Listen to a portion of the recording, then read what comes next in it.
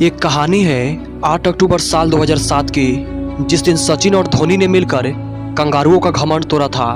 उस दिन धोनी और सचिन के प्रहार से पूरा चंडीगढ़ का स्टेडियम हिल रहा था। आज धोनी का तो कोई जवाब ही नहीं था। पहले अपने बल्लेबाजी से धोनी ने कंगारुओं को जमकर धोया, फिर अपनी खतरनाक स्टंपिंग से कंगारुओं को कंगाल कर दिया और पूरे स्टेडियम को झूमने पर मजबूर कर दिया। अब इस मैच की शुरुआत होती है। भारतीय टीम के कप्तान MS धोनी ने टॉस जीतकर पहले बैटिंग करने का फैसला किया और भारतीय टीम की तरफ से सचिन तेंदुलकर और सौरव गांगुली की सलामी जोड़ी पारी का आगाज करने मैदान पर आती है। भारत के लिए यह एक ऐतिहासिक मैच होने वाला था।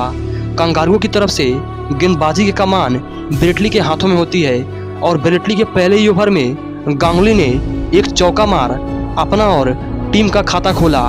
परंतु आज कंगारुओं की लहराती गेंद भगवान के सोच से परे आ रही थी। कंगारुओं का कहर पहले ओवर से ही जारी हो गया और ऐसी विपरीत हालात में उनकी आग उगलती गेंद का सामना करना बेहद ही मुश्किल हो रहा था। यही कारण था कि भारतीय टीम का स्कोर 5 ओवर की समाप्ति पर महज 13 रन ही होता है। अब वक्त था इस सूखे पर रन बरसाने का और गांगुली ने ब्रेकन की छठे ओवर में 2 बेहद ही शानदार चौके मारे। लेकिन क्रिकेट का भगवान अभी भी एक एक रन के लिए तरस रहा था। ब्रेटली लगातार अपने खतरनाक बाउंसर से भगवान की परीक्षा ले रहा था, लेकिन सौरव का साहस टीम का सहारा बना हुआ था। अब पहला पावर प्ले समाप्त हो चुका था। स्कोर महज 35 रन ही होता है, लेकिन भारत के लिए अच्छी खबर यह थी कि एक ही विकेट नहीं गिरा था। बावजूद उसके ऑस्ट्रेलिया जैसी खतरनाक टीम के खिलाफ ऐसी धीमी शुरुआत हार की तरफ इशारा कर रही थी। इसके बाद सौरव गांगुली ने प्रहार करना प्रारंभ कर दिया। फिर चाहे ब्रेकन हो या ब्रेटली की रफ्तार हो या जॉनसन की लहराती गेंद, सबकी नाक में दम करके रखा था। जिस मैदान पर एक एक रन बनाना मुश्किल लग रहा था, उसी मैदान पर रनों की नदियां बह रही थी, क्योंकि अब सचिन ने भी अपना हाथ खोलकर होप्स की आशा को निराशा कर दिया और एक बेहतरीन चौका लगाया। उधर सौरव गांगुली तो अपने धुन में शॉट लगाए जा रहे थे। अब भारतीय टीम का स्कोर 100 के करीब पहुंच ही रहा था कि तभी सौरव गांगुली होप्स की गेंद पर आउट हो गए। सौरव गांगुली ने 41 रन बनाकर पवेलियन वापस चल दिया। अब 20 ओवरों का खेल समाप्त हो गया। स्कोर 91 रनों पर 1 विकेट होता है। गांगुली की जगह युवराज सिंह मैदान पर आते हैं और सचिन के साथ मिलकर पारी को आगे बढ़ाया, साथ में स्कोर को भी 100 के पार पहुंचाया। अब तक सचिन का बल्ला बेहद ही खामोश था और युवराज सिंह अभी अभी मैदान पर आए थे। ऐसे में सारी जिम्मेवारी सचिन के कंधे पर होती है और सचिन ने एक बेहतरीन चौका लगाया। अब कंगारुओं ने युवराज सिंह को स्पिन गेंदबाजी में फंसाना चाहा, परंतु सिक्सर किंग अपनी प्रतिभा का प्रमाण दे रहे थे। सिक्सर किंग चौके की बरसात कर रहे थे और 31वें ओवर में 2 शानदार चौके मार अपने बीच और शतकीय सरदारी भी बना लिया। इसके तुरंत बाद सचिन तेंदुलकर ने अपना 50वां भी पूरा कर लिया। इसके लिए सचिन ने 91 गेंदों का सामना किया और जब जब उनको सामने देखते मानो अपनी शिकार की तरह झपट पड़ते। अब युवराज का इस मैच में एक तरफा राज चल रहा था। जहां चाहते वहां चौका लगाते। भारतीय टीम के लिए यह साझेदारी अच्छे नोट पर आगे बढ़ रही थी। यह जोड़ी पूरी तरह से भारतीय टीम को संभाल चुकी थी, परंतु अब भारतीय टीम को बड़े शॉट की दरकार थी। ऐसे समय में अब युवराज सिंह की पारी का अंत हो गया। युवराज ने 39 रन बनाए। अब कप्तान MS धोनी मैदान पर आते हैं। युवराज के जाने के बाद रन गति पर गहरा असर पड़ा और कंगारू एक बार फिर से अपनी पकड़ बनाने में सक्षम रहे, लेकिन सचिन का प्रयास अभी भी जारी था और लगातार अपना बल्ला घुमाए जा रहे थे। बाउंड्री पर बाउंड्री लगाए जा रहे थे। अब धोनी ने भी धोना प्रारंभ किया और 40वें ओवर में 2 चौके लगाकर स्कोर को 200 रनों के पार पहुंचा दिया। अब इस पारी का 40 ओवरों का खेल समाप्त हो चुका था। स्कोर 202 रनों पर 2 विकेट होता है। यहाँ से धोनी सचिन ने अपना आक्रामक रूप अपना लिया। दोनों ने मिलकर कंगारुओं पर पलटवार कर दिया, परंतु अभी तक एक भी छक्का नहीं आ सका और 41वें ओवर में दोनों ने मिलकर 13 रन कूट दिए। जब एक बार फिर से गाड़ी रफ्तार पकड़ रही थी, तभी सचिन तेंदुलकर रन आउट हो गए। सचिन ने 119 गेंदों पर 79 रनों की एक जुझारू पारी खेली। अब राहुल द्रविड़ ब्रेकेन की रफ्तार को 2 चौके मार उनके अकर को तो जरूर तोड़ा, परंतु ब्रेकेन ने द्रविड़ को बोल्ड कर भारत की दीवार में सुराख कर दिया। इसके बाद अभी अभी आए रॉबिन उथापा ने एक चौका मार दिया। यहाँ से केवल 4 ओवरों का खेल बाकी था। स्कोर 250 रनों पर 4 विकेट होता है। इसके बाद धोनी का भौकाल देखने को मिला और उथापा तो हवा की उड़ान भर चुके थे। उथापा की मार कंगारुओं को डरा रहा था। भारतीय फैंस जश्न मना रहे थे और ब्रेटली निराश हो चुके थे। भारत के लिए आखिरी ओवर बेहद ही शानदार रहा, क्योंकि इस ओवर में धोनी और उथापा ने मिलकर 21 रन कूट दिए। उथापा ने दूसरी और तीसरी गेंद पर चौका लगाया और धोनी ने 5वीं गेंद पर झनाटेदार चौका मार दिया। पहली पारी का आखिरी ओवर की आखिरी गेंद पर पारी का पहला छक्का लगाकर पारी को समाप्त किया। साथ में MS धोनी ने इसी छक्के के साथ अपना 50वां भी पूरा कर लिया और स्कोर को 291 रनों तक पहुंचा दिया। भारतीय बल्लेबाजों ने संपूर्ण योगदान दिया। ऑस्ट्रेलिया की तरफ से ब्रेकन ने सबसे ज्यादा 78 रन लुटाए। अब कंगारुओं को यह मैच जीतने के लिए 50 ओवरों में 292 रन बनाना था। कंगारुओं की तरफ से एडम गिलक्रिस्ट और मैथ्यू हेडन पारी का आगाज करती है। यह जोड़ी उस दौर की सबसे खतरनाक ओपनिंग जोड़ी थी और इसका परिचय पारी के शुरू में ही हेडन ने चौका लगा कर दिया।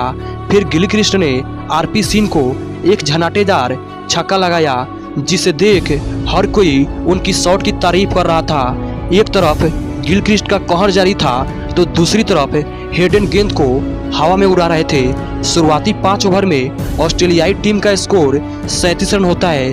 तभी MS धोनी ने अपना मास्टरमाइंड लगाया और RP सिंह की गेंद पर जाहिर खान ने बाउंड्री पर कैच लपक गिलक्रिस्ट को पवेलियन का रास्ता दिखा दिया। वैसे तो यहाँ पर कोई फील्डर नहीं रहता है, लेकिन यह फील्डिंग MS धोनी ने सजाई थी। अब ऑस्ट्रेलिया को पहला बड़ा झटका लग चुका था।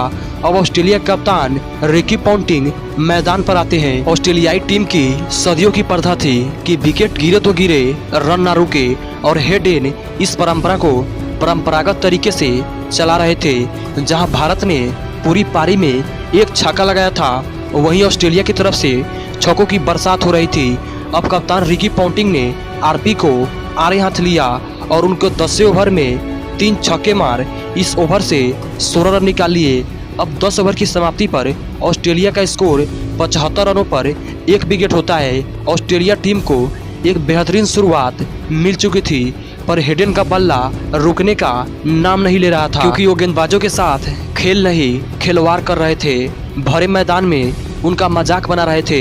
अब इन दोनों की खतरनाक बैटिंग ने और शतक की सरदारी भी कर लिया। सामने जहीर हो या पठान, पिटाई दोनों की समान हो रही थी। इनके पास उनका कोई तोड़ नहीं था, क्योंकि वो दोनों खुद ही तोड़ रहे थे। इसी दौरान हेडन ने मात्र 39 गेंदों पर अपना 50वां पूरा कर लिया।